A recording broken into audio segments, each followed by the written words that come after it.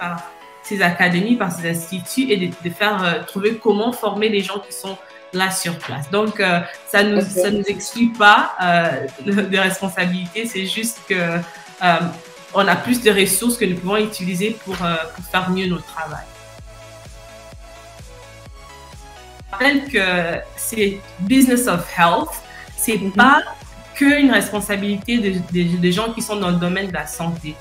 Et donc, c'est vraiment quelque chose que... Et moi, j'aime bien rappeler tout le monde que nous bénéficions tous des services sanitaires. Donc, les gens que nous aimons bénéficient de... Donc, c'est pas juste pour eux, pour les autres, mais c'est aussi pour nous. Pendant que nous parlons du développement, nous parlons de l'innovation. C'est pas juste l'innovation au niveau technologique, mais c'est aussi l'innovation sur comment nous faisons les choses. Il y a une vraie différence, ce sont des domaines dans lesquels on va ramener de la technologie. Plus on va ramener de la technologie dans la vie des gens, qui va permettre notamment de faciliter et simplifier les choses. Et je pense qu'en tant qu'entrepreneur, mieux on va réussir.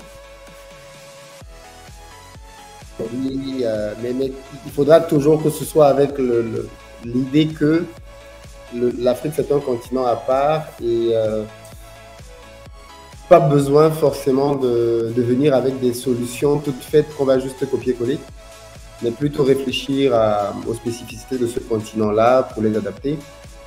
On peut le voir dans beaucoup de domaines. Hein. Si on regarde le domaine des échanges bancaires, l'Afrique est un continent très peu bancarisé.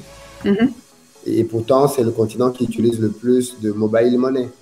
C'est une alternative technologique qui a très bien marché en Afrique, qui n'a pas marché en Europe, parce que ça a été essayé en Europe, mais ça n'a pas donné de résultat.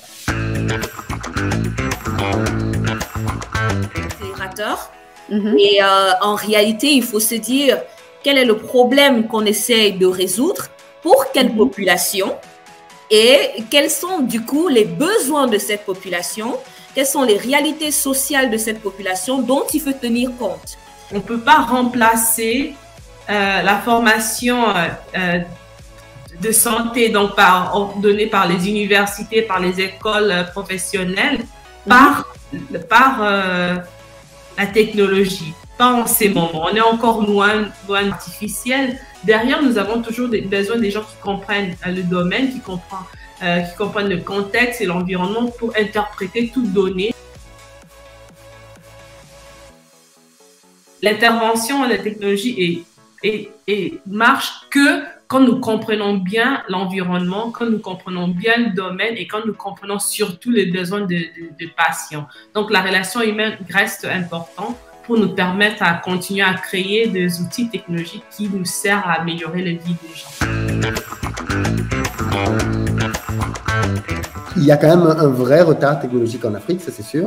Et il faut le combler. Il faut le combler à coup d'investissement ou alors à coup d'initiatives technologiques peut-être moins chères, parce que ça, si la technologie peut le faire, c'est obtenir les mêmes résultats mais avec moins de moyens. D'où des solutions peut-être innovantes comme celle de Kim Boker, qui permet de pouvoir obtenir, moi c'est ça l'idée de ce que j'ai compris. Les personnes qui seront les plus sensibles à ce qui se passe en Afrique seront les Africains. Et si ce n'est pas le cas, ça devrait être le cas. Donc, on a cette opportunité, je pense que tout le monde a dit avec cette discussion aujourd'hui, on a l'opportunité de dire, l'idée ce n'est pas de dire on va faire en France, on va prendre les logiciels qu'on utilise en France, on va les utiliser à Yaoundé ou à Abidjan et tout ça. Non, c'est de se dire quels sont les problèmes qu'on a, quels sont les problèmes auxquels on fait face en Afrique et quelles sont les solutions que l'on peut apporter. Numérique aussi, c'est de dire qu'est-ce qu'on peut faire au niveau infrastructure pour alléger cette infrastructure, histoire qu'elle soit portable, voire même portable pour amener dans les zones rurales. On a une start-up comme Ilara Health qui a été créée par des Kenyans qui, en fait, justement, a vraiment minimisé l'infrastructure nécessaire pour faire des ultrasons, des échographies pour les femmes enceintes. Et cette solution est maintenant déployée en zone rurale, en priorité, au Kenya, partout au Kenya. Donc, pour améliorer la santé, ce sera impossible de le faire sans améliorer les systèmes d'éducation. Et donc, on parle l'éducation. Je sais qu'il y a tout un autre secteur des ONG, des secteurs privés qui gèrent. Mais je rappelle à tout le monde que si nous sommes intéressés d'améliorer le secteur santé, il faut aussi regarder comment se passe l'éducation.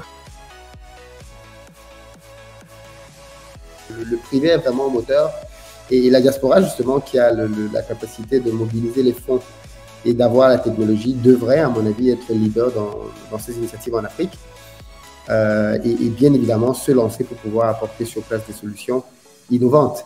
Et surtout pas, justement, laisser que ce soit d'autres personnes qui viennent les faire ou du moins imposer des solutions qui ne respecteraient pas justement la culture, ainsi de suite, ou qui le feraient uniquement pour des buts mercantiles. Donc, je pense que la diaspora doit urgemment investir massivement dans le domaine de la santé. Donc, on doit vraiment ne pas attendre de nos startups, de nos entrepreneurs, qu'ils aient des produits globaux le premier jour. Il faut qu'on les encourage quand ils sont en train de construire quelque chose. Et c'est en s'alignant comme ça, en trouvant un rôle à jouer, qu'on va encourager justement ce secteur privé qui est un peu timide encore aujourd'hui. Ça, c'était super enrichissant, mais c'est vrai qu'avec l'arrivée du Covid, il a fallu faire avec les moyens de bord, il a fallu se réinventer.